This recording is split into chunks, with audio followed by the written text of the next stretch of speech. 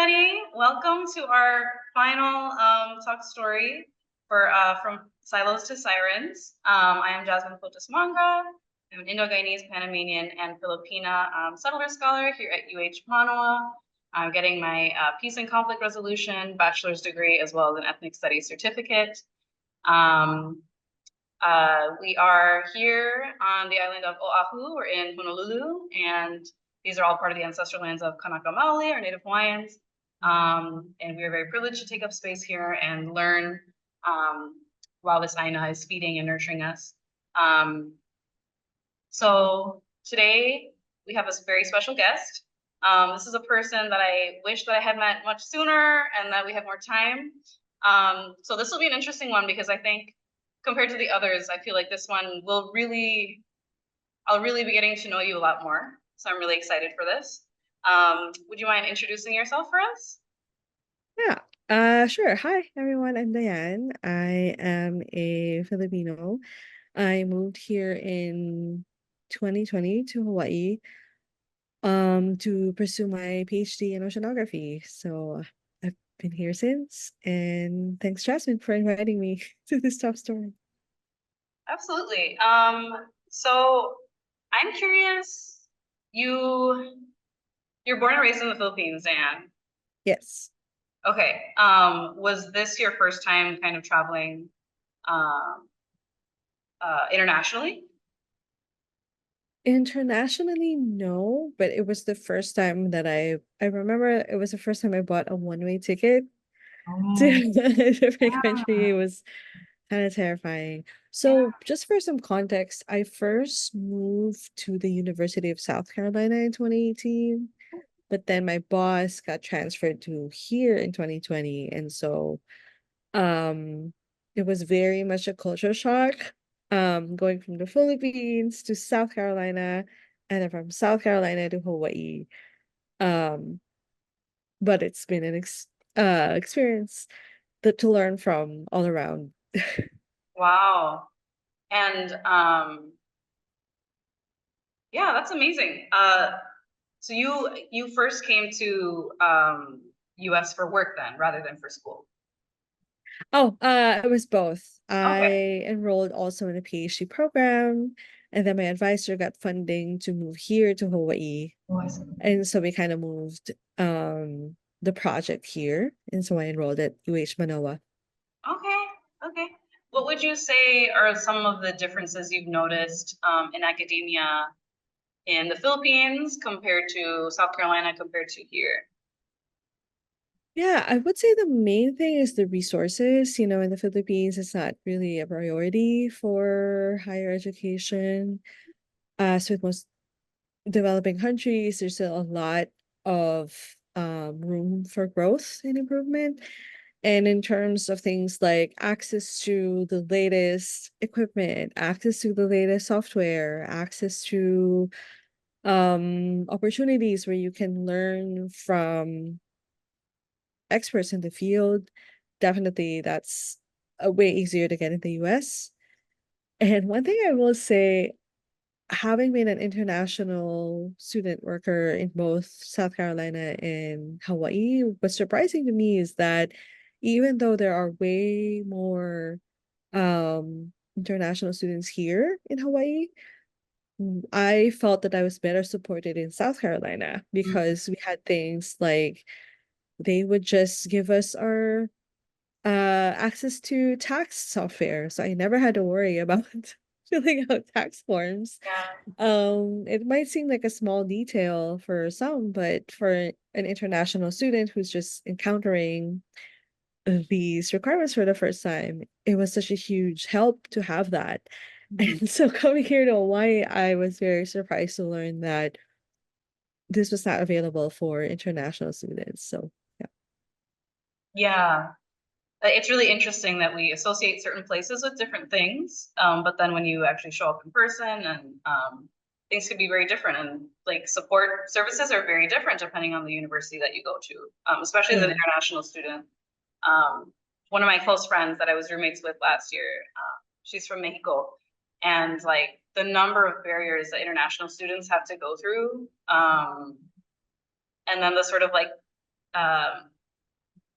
this financial like uncertainty is unreal. I think that international students don't get enough credit for the huge leap of faith that they're taking by going to school in another place, and they don't know if this school is going to have their back or not, if they're going to have the support that they need. So major kudos to you for doing that.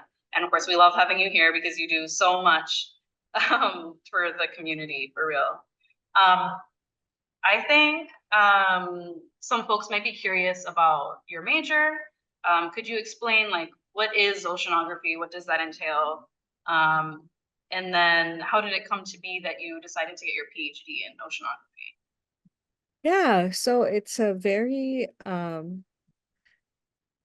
standard question in marine science in the Philippines, where you just start off really wanting to be in the ocean, and then eventually you're like, oh, I could keep being in the ocean for a living. And so I did my master's degree in the Philippines on upwelling regions, and they're basically just areas with a lot of fish because the water supports their growth. Like the conditions, water conditions really support them having high populations of fish. And with that question, I wanted to explore further what kinds of tools can be used to study these regions. So my PhD program was looking at models, was looking at specifically at models that so what it wait, sorry, let's start with what is an ocean model, I suppose. It's basically, I would say it's kind of like a virtual reality kind of where you can create this little world of an ocean where you idealize it. You put in certain parameters. You want your ocean to look something like this. You want it to look as realistic as possible. You can then put in all sorts of code and all sorts of inputs to make it seem like The simulation. a simulation. Yes, exactly. So what I've applied for here was an opportunity to look at the ocean 100 years from now.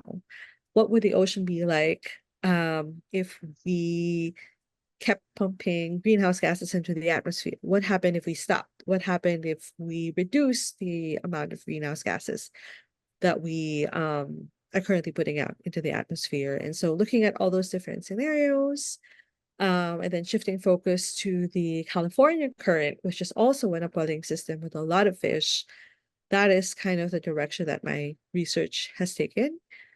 And yeah, I would say I chose to work with the advisor that I did, and also the advisor, because I've changed advisors since then, because they are able to guide me in yeah, in learning, trying to see how those models predict or project what the ocean will be like 100 years from now.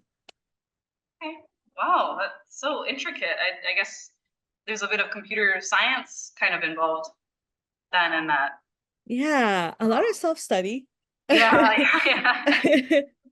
As with Oh, most graduate workers, I think you'll encounter that we kind of have these huge questions in our heads, and when it gets to the nitty-gritty, we kind of have to figure it out through a lot of Google. I definitely went to a number of workshops that were hosted in and out of the university. A lot of it's just trial and error, sitting at the computer trying to find out yeah. what works. So You guys use like GitHub repos and things like that?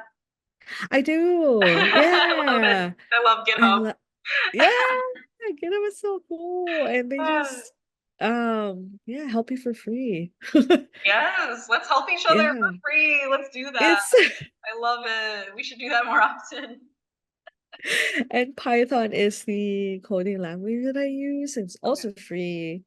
And I think that is the way to go, is to yeah, make it a community learning experience. So Yeah, free and open source software kind yes, of things. Yeah, very cool. absolutely.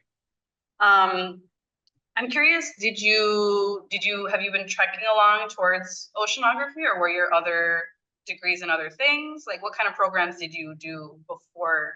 Like did you always know? I think, well, for my undergraduate degree, I actually did molecular biology because I thought um eventually my focus would be on looking at the molecular biological properties of organisms in the ocean. But then for my master's degree, which I took in the Philippines, I was part of a lab that did physical oceanography.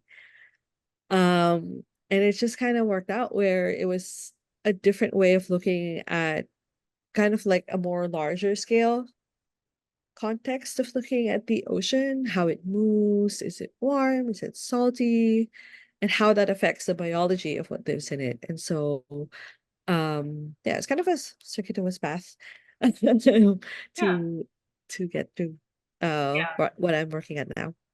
We kind of like led into one thing led into the other. Okay.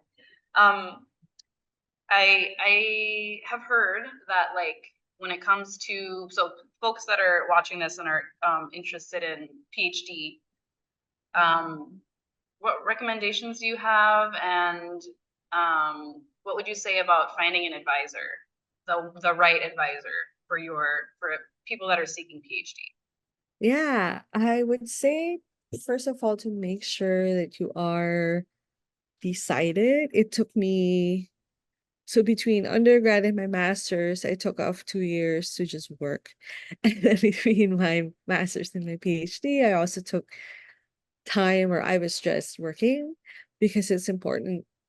If you are from a background that's less privileged, to have savings, to have just getting real, like you have to be able to take care of yourself because it is not, you don't go into graduate school to get money. It is not a economically fulfilling choice. And so that's one thing I would always recommend to people is, are you ready financially? Do you have other obligations? Are you ready for a commitment to, because it's going to take several years. And there's going to be times where it will be really hard. And so kind of understanding your capacity and what you're in the degree for is really important. And then when it comes to an advisor, it is very much I heard this advice from a friend, and it's very much like a marriage proposal where you Ah, try to understand, like, you have common values, do you share the same work ethic, do you share the same kind of uh you know what I mean, like considerations when it comes to approaching your research, but also your life, because um science or academia in general kind of insists at times that the work is separate from you as a person. And I've come to understand, and over the past several years, I think academia has had a reckoning of sorts where it's like you cannot separate those two. If you're not okay as an individual, your research will suffer. And so finding an advisor that definitely encourages that, or encourages you to grow, is very hard. I would say it took me a while to figure that out. And so for, I guess for anyone who's looking, don't be afraid to kind of really explore your options. And if something doesn't feel good, to kind of try and address it right away, to try and find other mentors so you're not just like having a relationship with one person in your department. It's important to also try and kind of find other mentors even outside of your department, even just talking to multiple people so you have a support system as you're going through your degree, and you're not just like, because if that one relationship is not working, then you're gonna feel stuck, right? And so it's better to have a solid network of people that you can rely on, or you can go to if you have any questions, or if you're just feeling down and want to hear what you can do to improve, or yeah. So yeah. ah. Yeah, I've heard that analogy of the advisor being like a marriage proposal, because the person should ideally like have your back. They're supporting your work. They're giving you opportunities, helping you figure out how you're going to fund all of your research, all of your projects, and things like that. And if you don't have someone that's going to really ride for you and like figure things out, then that's going to make your PhD so much harder than it already is. is what I've been hearing. Absolutely. So yeah, I really appreciate that advice. Um, so speaking of kind of going back to this like oceanography, like STEM space, Mhm. I guess oceanography in specific, in particular, what is the sort of like demographic like? Is it do you see very many people of color? Do you see many women, or is it not very much? And then what has that experience been like for you personally? Yeah. So in terms of the faculty, it is still majority white and male. In terms of the student body, I wouldn't know the exact statistics, but I would say there's about equal along gender lines. Kind of, um, yeah. But then one thing that has always been studied and one thing that's been kind of proven is that over time, women kind of, so they can make up the bulk of their graduate cohort, but then over time, as they transition to associate professor and to tenured faculty, that a percentage kind of shrinks. And so Mhm. we see that in oceanography where there's very few women and women of color at that. And so it can be hard just because it's like trying to understand where you're coming from to others who may not completely know your lived experience. Mhm. And so one thing that's been good about oceanography is that students are very much, they just kind of take on these more active roles. And so we found a support group with each other, with people of color in the department, and really trying to take the administration to task for things that we know that they can improve on. And yeah, it's worked both ways. I think it's not perfect, but then it's still, we're still luckier than most other um some departments in the University of Hawaii, I would say. So yeah. Oh, okay. It's really cool that you guys have decided um, to create your own sort of like space within the department so that you can feel like you're supporting each other, even if you might not get that from above. Mm. But it's nice to hear that it's becoming more, there are more women in these spaces. Because it just leads to more solutions, period, like regardless of the industry that we're talking about. So since we're sort of shifting into this sort of like people, community perspective, um, would you be able to tell us like how you got involved with Anak Bayan and let's just start with Anak Bayan and what is that and how did you get involved with them? Yeah, so Anak Bayan is a part of a larger youth movement that stems, so there's Anak Bayan Hawaii, which is under Anak Bayan USA, which is still in direct contact with Anak Bayan Philippines. So that's where the movement came from. It's from the Philippines. And so it's basically this um organization that believes that the change for society can come from the youth, and it goes into things like becoming aware of issues that are why is the Philippines, so why am I here as a STEM student? Why am I having to look for these opportunities outside of the Philippines, right? And so I became involved because of friends, as with most things. You become involved in these organizing initiatives because my friends were already in it. And yeah, and so we're still continuing trying to reach out to more youth here in Hawaii and within and outside of the university, with the goal of like advancing Filipino interests and trying to bring awareness to those issues that still plague our home country. So yeah. Yeah, I remember I ran into you guys at the RIO spring RIO fair last spring, and y'all were just so bright and like welcoming. I I'm like double diasporic, right? Because it's my dad's dad, And so I obviously have a lot of like internal, you know, whatever's about my Filipino identity. But like when I met you guys, you were just so like welcoming and so kind.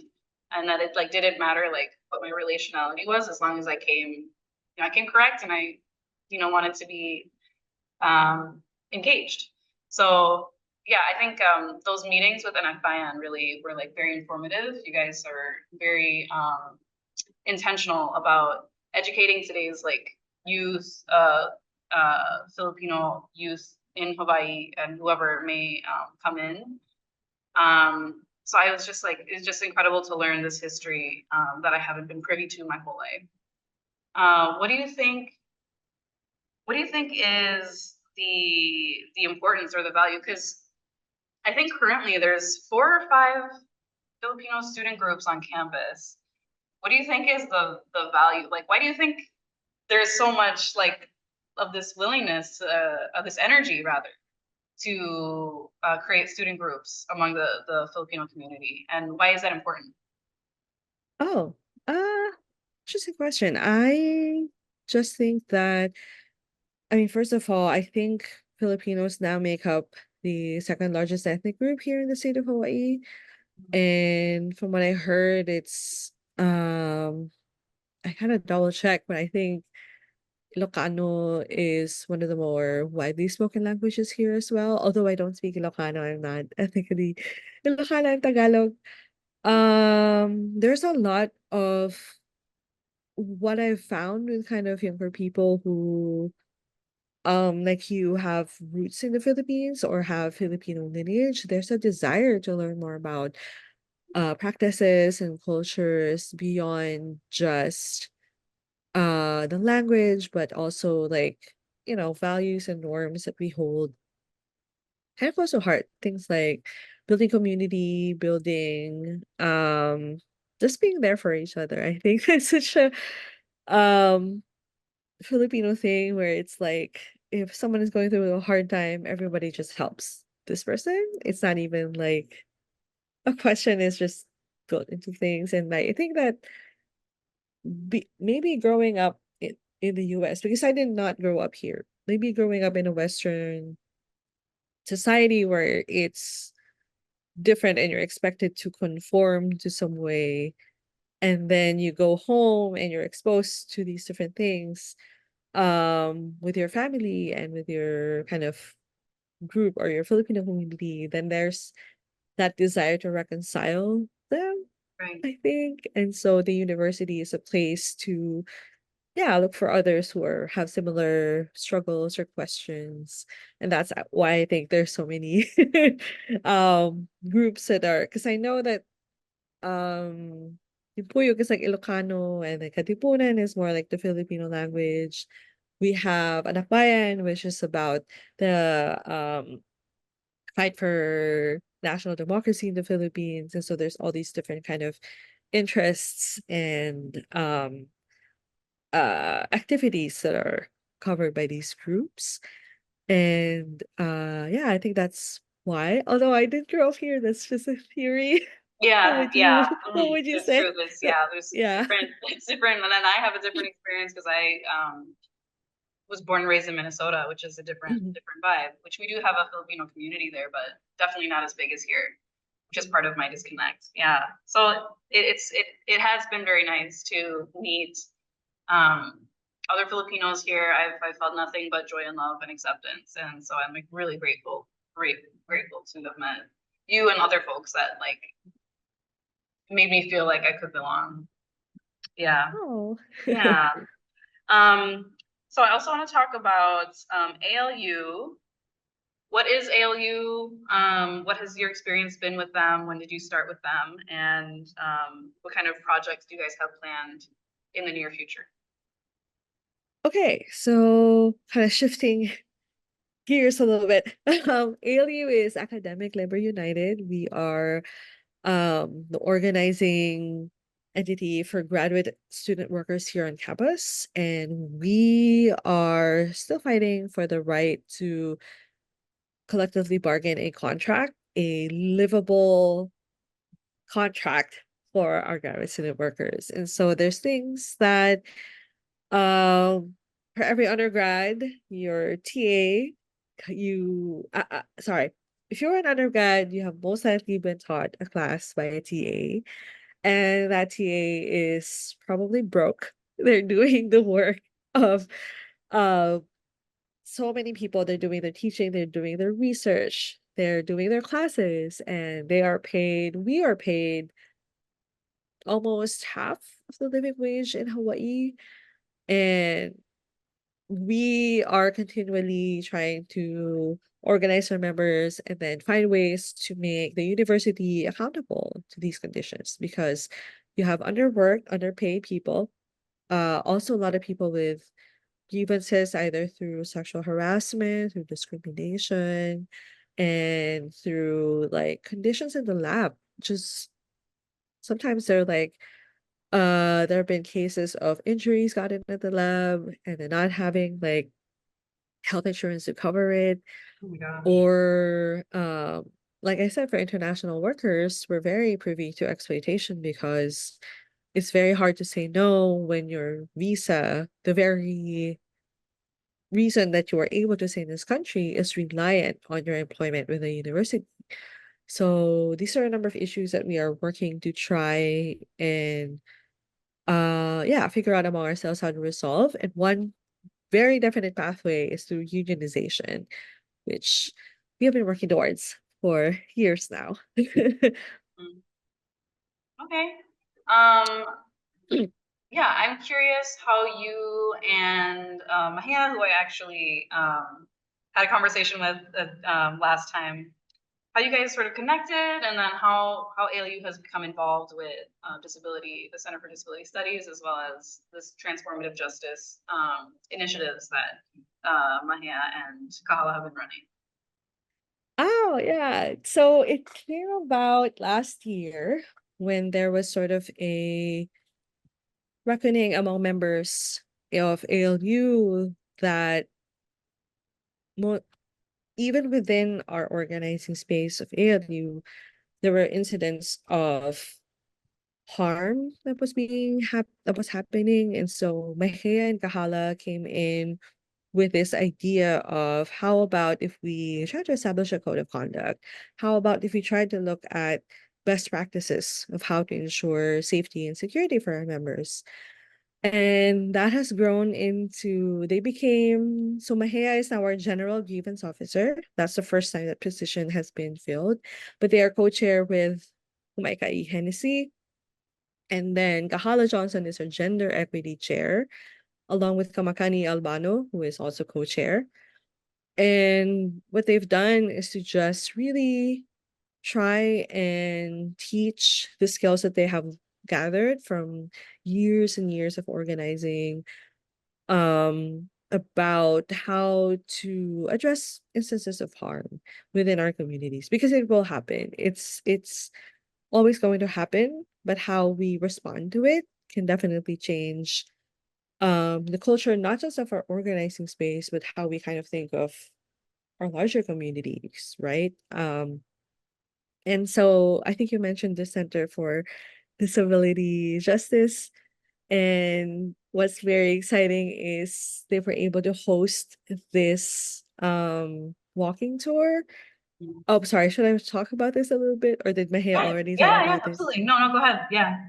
Oh, okay. Yeah, so you and I were in part of this walking tour of Woodward Community College, which used to be this mental asylum um for people with probably neurodivergent conditions. And because it was established during the time of colonial occupation by the Americans, by this sort of trauma that was passed down through Native Hawaiians, as well as all of the other minoritized groups on the island, Filipinos, or if you had a queer identity, those identities were then used to punish and to penalize and to basically house them, imprison them in what has now become a community college. But that's also just right across the current correctional facility of the island of Oahu.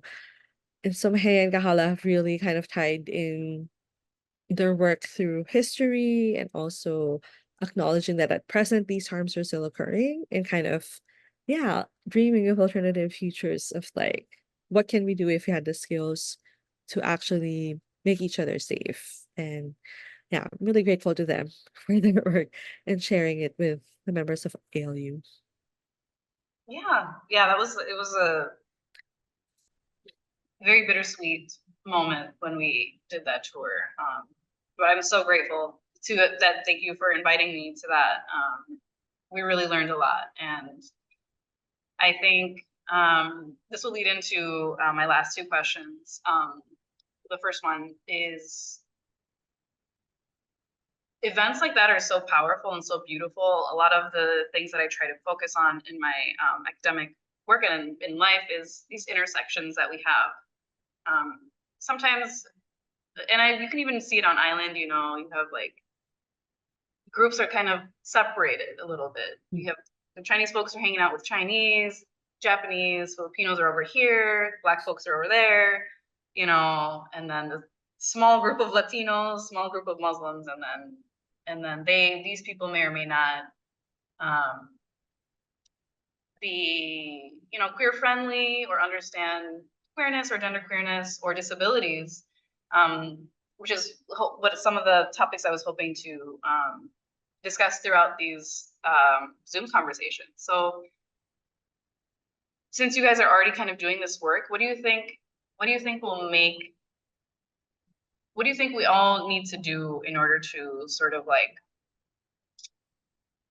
unpack the generalizations that we all have about other people and other experiences that we might not understand? Like how do we be better to each other? You know, like how do we be better, you know, neighbors and friends and kin and family to each other?